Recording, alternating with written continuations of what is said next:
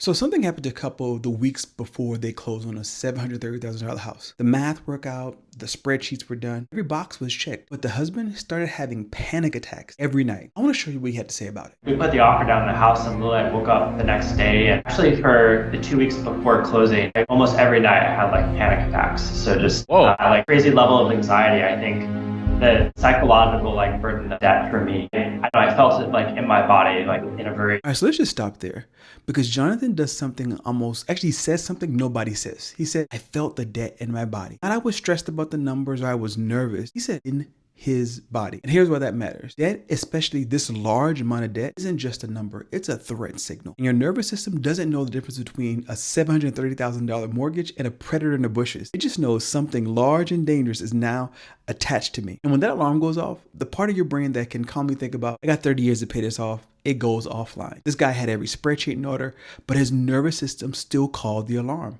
That's not weakness, that's just biology. But here's the question that really matters. Where did that alarm come from? Let's check this out. What do you remember your parents? Was it two parents, one parent? It was two parents. My dad in our family, he's the one who handles the spreadsheets. He's got a spreadsheet just larger than I can possibly imagine. They have horizontal scrolls and vertical scrolls, 100 columns.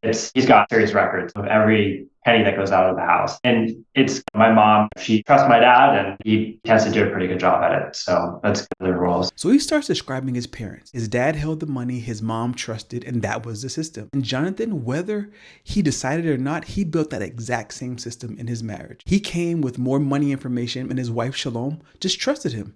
And trust became the system neither one of them chose. And this is what money stories do. They run in the background, invisible, until something big enough comes and makes them visible. And this house made it visible. So here's what that arrangement actually looked like. And let's see what happens when the stakes got really high. When I put my head down my pillow at night, it's like, okay, so even if all the numbers work fine, it just seems like there's this huge liability of the house hanging over my head.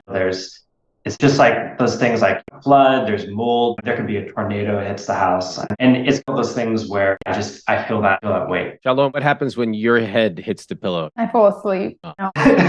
So interesting. They laugh. And it was funny, but it was also a clear picture. Ever, what actually happening inside a relationship when one person carries the financial weight.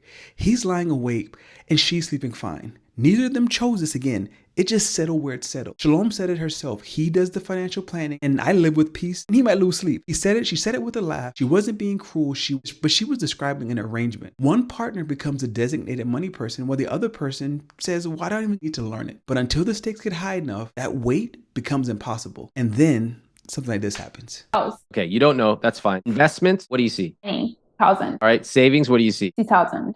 And debt? 655,000. What's that total net worth that you have? 125,000. Have you ever seen these numbers before? Not this part. She's never seen those numbers. Not in the 5 years of marriage. She never saw that. And I want to be careful because it's not really about Shalom. It's about what happens when the financial weight is completely held by one person. The other person can be sitting in a podcast reading a spreadsheet out loud and genuinely doesn't know what the freak is going on. He knows every dollar and she just knows it's in good hands. That's a caring, loving relationship, but it's also a fragile one.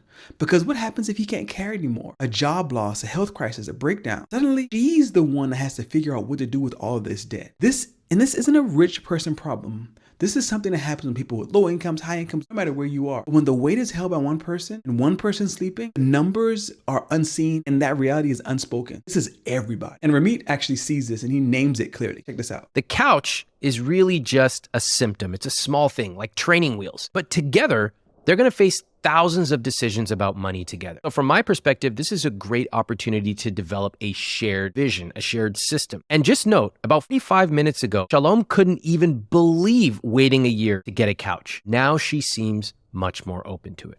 Ramit's right. Couch is a symptom, but here's what it's a symptom of. Two people who have never actually talked about what money means to them. Not the numbers, the meanings. What does a home feel like to you? Really? And what does debt do to your body?